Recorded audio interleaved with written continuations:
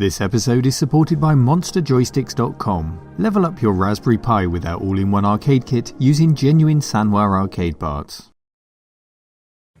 And OneClickPrint.com for your photos on canvas, acrylic, gifts and more. Local craftsmen and global delivery. Hello cave dwellers, welcome to the cave. Today is really just a summary follow-up of last week's video, which if you haven't already seen, click the link up there and you can go and see it. It's all about those IBM Netvista machines. These machines, if you'll recall, I bought 14 of them just over a year ago for £1.60 each, and I've decided to try and clean them up, having no idea originally what I was going to do with them or how many of them were working. They've just been taking up storage space.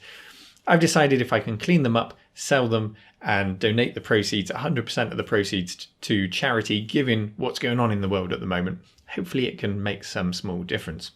Now, a few things have happened in the last week, mostly cleaning. I do not want to clean another IBM Netvista, at least for a year. It's been hard work, I can tell you. Let's have a quick look at them actually. Here are the cleaned PCs.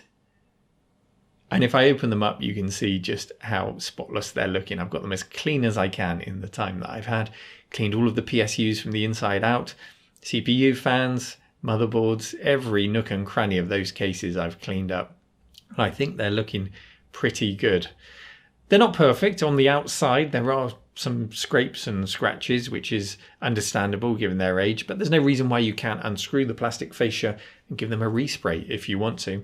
But once they're on your desk, and I think that desktop package is a really nice form factor and a really nice looking machine with a monitor on top, I don't think you're really going to notice those scratches and scrapes. You're just going to see that front fascia, and I think it's a really good looking machine. Now, as I worked through them, I didn't find too many differences from what we saw last week. Most of them all had the TNT2 cards in, which made them nice little Windows 98 early 2000s gaming machines. So the TNT2 cards, one of them had an ATI Radeon 7500 card. The difference there is it's got a DVI out and an S-Video if you want that. So I'm going to include this in one of the auctions with a machine, which will also come with the TNT2, so you don't have to decide between the two, it's just an extra. And also on the table you'll see here all of these spares. This is because of the 14 machines I had, we've now got 10 good ones.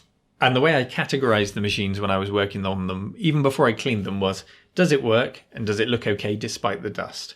Most of them did.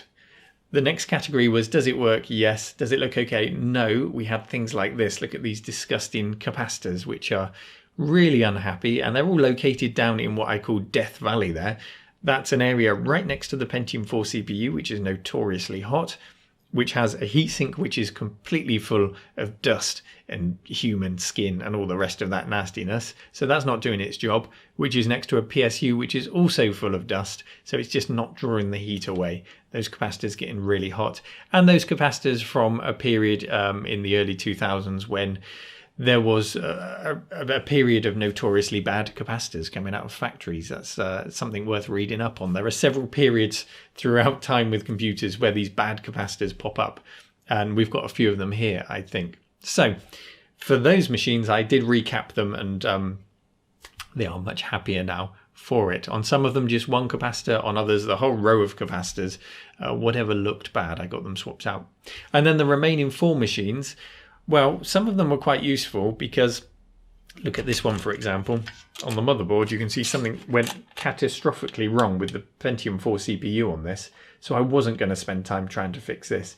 So some of them like this became donors because the machines, they were all in varying conditions and I wanted to give you the best machines I could. So just little things like this. This is the quick release mechanism on the PCI cards. A lot of them had snapped, so it was nice to be able to take a good one out of a few donor machines in order to make an even better machine for you that hadn't snapped. Likewise, some of the hard drives had the click of death, so it was good to have a few spares of those. Case fans, PSUs, all of these things. There was a broken CD drive. All of these things, it was nice to have those donor machines to make the good machines. And I can't really justify spending another week on those additional 4 machines or 3, because that's definitely not going to work, that one, to make them work. I have to draw the line here, and I'll get back to the PC Engine Trash to Treasure that I've been working on. So it's been an interesting time. It's been blooming hard work to get them all cleaned up, and hopefully it will all be worth it. It should all be for a good cause, I hope. So they're going to go on eBay. The listing information will be all down below in the description and in the pinned comment on this video. So if you're interested, go and buy one. Some of them will have already been started. If you're watching this and you're not a patron, I will have given a few of them early access to patrons to buy. And what I wasn't able to do, which I wanted to on eBay, was associate the charity that I want to use directly with the auction listings, because they're just not on eBay. So I will be taking the money and then donating it myself to Brighter Futures. That's a charity that looks after or supports hospitals in the county of Wiltshire, which is where I live. So they support the hospitals, the patients, the families, and I think really importantly right now, given what's going on in the world and the stresses they're under, the staff. So hopefully this money, no matter how small it is, can help, whether it's with PPE equipment or whether it's buying some chocolate bars in the staff room. I really don't care how they choose to spend it, so long as it helps in some small way. So that's where we are. Go and buy them if you're interested. Go and buy them if you're not interested and you want to support in some small way. And as I say, hopefully all of this cleaning has been worth it.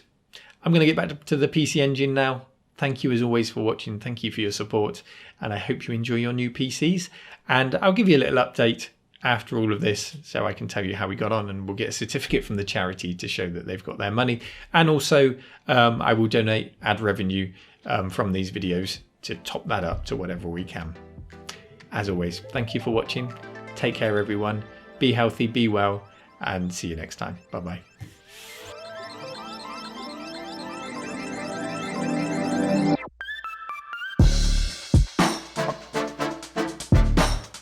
If you enjoy my content and would like to support The Cave while receiving a completely ad-free experience and access to releases 1 week before they go public, then visit patreon.com/retromancave and join the official Cave Dwellers. Thank you for your support.